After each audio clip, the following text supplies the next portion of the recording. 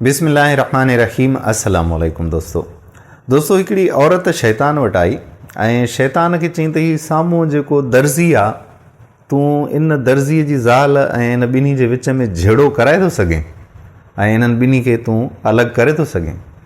शैतान चयो इहा कहिड़ी वॾी ॻाल्हि आहे, हीअं मिंट आहे, को मसइलो ई कोन्हे को, हे त सादो माण्हू आहे, मां हिन खे जल्दी सां वरगलाए वेंदुमि। औरत चयो ठीकु आहे वञ। शैतान दर्ज़ीअ वटि आयो, दर्ज़ीअ खे मुख़्तलिफ़ हीलनि बहाननि सां वरगलाइण जी कोशिशि कई, ॾाढी कोशिशि कई, पर दर्ज़ीअ जो पंहिंजी घरवारीअ ते एतमाद एतिरो हुयो, उन सां मुहबत एतिरी हुई जो दर्ज़ीअ शैतान जे वरगलाइण ते पंहिंजी घरवारीअ जे बारे में ग़लति सोचियो ई कोन। शैतान नाकाम थी वियो, न औरत ॾे मोटी आयो। औरत खे चई त हिननि जो त वॾो पाण में प्यारु आहे, मां त हिननि खे कोन थो वरगलाए सघां। औरत चयो त ठीकु आहे, को मसइलो कोन्हे, हाणे तूं मुंहिंजो कमाल ॾिसजांइ। औरत जो पई त सिधो हुन दर्ज़ीअ जे दुकान ते हली वई, वञी हुनखे दर्ज़ीअ खे चई थी अदा मां हिकिड़ो अर्ज़ु कयां। दर्ज़ीअ चयो हा अदी ॿुधायो छा चवणु चाहे पियो, ख़ैरु आहे? त हुन चयो हा अदा ॿियो त मिड़ई ख़ैरु आहे, मुंहिंजो छोकिरो थियो आहे जवान, उन जो इश्क़ु थी वियो आहे कंहिं माईअ सां, सो उन मूंखे चयो आहे त मूंखे को कपिड़े जो सुहिणो टुकड़ो वठी आहे जंहिंजो रुमाल वग़ैरह ठाहे ऐं मां पंहिंजी महबूबा खे तोहफ़ो ॾियां। सो मां तव्हां ॾे हिन जे लाइ आई आहियां त तव्हां वटि कपिड़ा हूंदा आहिनि भला भला, उनजो को बचियल टुकड़ो मूंखे ॾियो। हुन दर्ज़ीअ चयो त का ॻाल्हि न आहे अदी। उन हिकिड़ो टुकड़ो कढी कपिड़े जो ऐं उन औरत खे ॾिनो।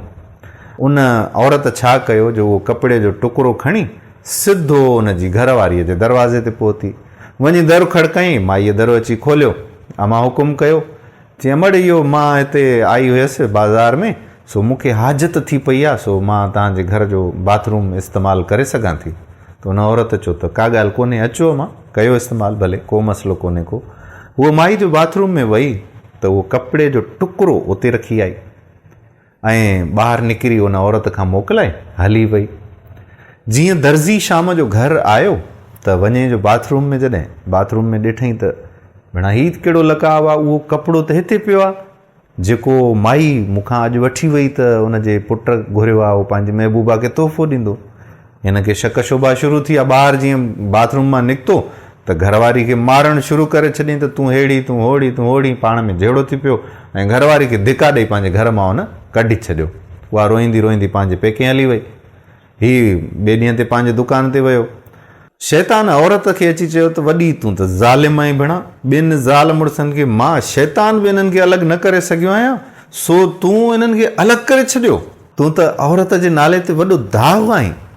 उन औरत चयुसि त तो मुंहिंजूं अञा भलाई वारियूं शयूं ॾिठियूं ई कोन्हनि के, तो त इहा सिर्फ़ु हिकिड़ी शइ ॾिठी, मुंहिंजी शख़्सियत जो ॿियो पहलू त तो ॾिठो ई कोन्हे को। उहा औरत वई दर्ज़ीअ वटि, दर्ज़ीअ खे वञी चई अदा कल्ह बि मां तो वटि आई हुयसि ऐं तोखां मां हिकिड़ो कपिड़े जो टुकड़ो पंहिंजे पुट जी महबूबा जे लाइ वठी वई हुयसि, सो मां वयमि पई बाज़ार मां त मूंखे हाजत थी पई, सो हिकिड़ी नेक बानीअ जे घर में मां वयसि ऐं उते उहो कपिड़ो हुन जे बाथरूम में मां विसारे आयसि, निकिरी परे पहुतमि त पोइ मूंखे यादि आयो, पोइ सोचियमि त हाणे कहिड़े मुंहं सां वरी वापसि हुन ॾे वञा, सो अदा उहो कपिड़ो हुन जे घर रहिजी वियो, महिरबानी कंदे हिकिड़ो ॿियो टुकड़ो ॾे कपिड़े जो। दर्ज़ीअ चयो वञ, मूंखां त वॾी ग़लती थी वई, मां त पंहिंजी घरवारी खे मार कुट करे घर मां ई कढी छॾियो, भॼाए छॾियो ऐं उहो पेके हली वई। हाणे कीअं कयां, ॾाढो परेशान थियो। बहरहाल दुकानु बंदि करे सिधो लथो वञी घरवारी खे मेड़ मिनथूं करे ऐं उनखे वठी आयो घर वापसि ऐं उनखे परचाए आयो। सो जॾहिं शैतान इहा शइ ॾिठी त शैतान बेहोश थी वियो। सो दोस्तों हर इंसान जा ॿ पहलू शख़्सियत जा हूंदा आहिनि, हिकिड़ो शैतान सिफ़त माण्हुनि जो पहलू हूंदो आहे ऐं ॿियो वरी रहमान सिफ़त माण्हुनि जो पहलू बि हूंदो आहे। ॿई पहलू इंसान जे तबियतुनि में शामिल आहिनि, पर असां कहिड़े जो इस्तेमालु करियूं था इहो असां ते दारो मदार रखे थो। असां जेकॾहिं सुठाई वारो रस्तो इख़्तियारु कंदासीं त असांजे लाइ जन्नत आहे, जेकॾहिं असां शैतान वारो रस्तो इख़्तियारु कंदासीं त पोइ दोज़ख जी बाहि में सड़ण खां असांखे केर बि नथो बचाए।